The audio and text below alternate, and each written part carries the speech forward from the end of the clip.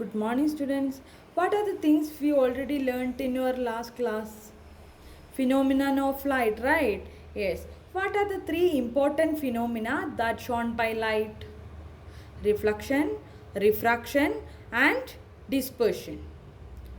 Then we talked about reflection. What is mean by reflection? It is the bouncing back of ray of light when it strikes on a boundary between different media through which light cannot pass. Then we talked about two laws of reflection. What is the first law of reflection? Incident ray, reflected ray and the normal all are in same plane. And the second law, the angle of incidence is equal to angle of reflection. That is, angle I is equal to angle R. Then we talked about refraction. What is mean by refraction? Bending of light when it passes from a medium to another medium is called refraction. Bending of light ray when it passes from one medium to another medium is called refraction. And what are the two laws of refraction? First law is incident ray, refracted ray and the normal all lie in same plane. What is the first law of refraction?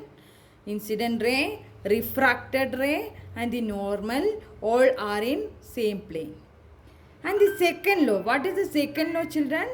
The ratio of sine of angle of incidence to sine of angle of refraction is equal to a constant. And we called that constant as refractive index. It is called Snell's law. Okay. Sin I by sin R is equal to n21.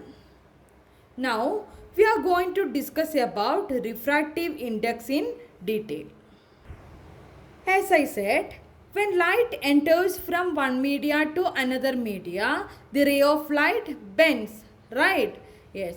There are some parameters to measure how much the ray is bent. And the parameter is known as refractive index. Refractive index is the measure of bending of light during refraction. That is, refractive index that measures how much is the refracted ray bends when light travels from one media to another media. That is, sin I by sin R is equal to n21, right? Yes. Sin I by sin R is equal to n21. It is called Snell's law. Refractive index varies medium to medium. In the case of air, refractive index, N represent refractive index, right? Yes, in the case of air, refractive index is equal to 1. But in the case of water, the value of refractive index is equal to 1.3. And in the case of glass, the value of refractive index is equal to 1.61. Refractive index depends upon the nature of medium, right? Yes. In the case of air, refractive index is 1. And in the case of water, refractive index is equal to 1.3. And in the case of glass, refractive index is equal to 1.65. Whenever we talked about a medium, we categorize it into two types. Denser medium and rarer medium. What is mean by a denser medium? Denser medium means medium having higher refractive index. Okay, medium having higher refractive index is known as optically denser medium. Then medium having lesser refractive index is known as optically rarer medium. Okay, two terms are there, optically denser medium and optically rarer medium.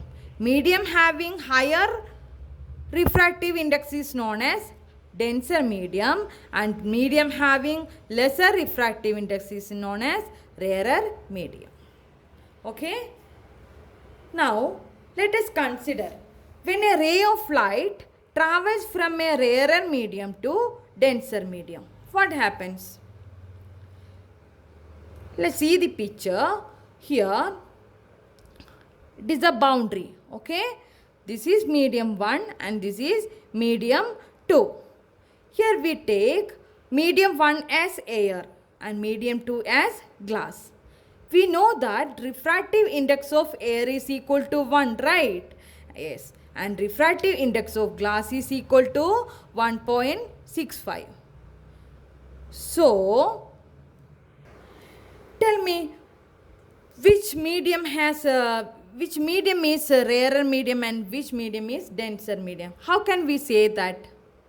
By noticing the refractive index, right? Here the refractive index is 1 and here the refractive index is 1.65. Medium having higher refractive index is denser medium. Here which medium has a higher refractive index? Here, right? Yes, here n is equal to 1.65. So we consider glass is as denser medium and air is as a rarer medium.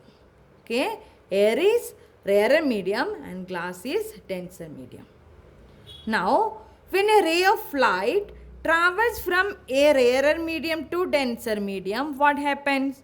This is the ray of light, right? This is normal. And what happens when a ray of light which travels from a rarer medium to denser medium? What happens?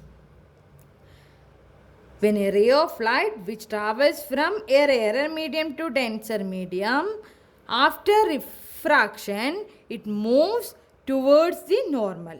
Okay?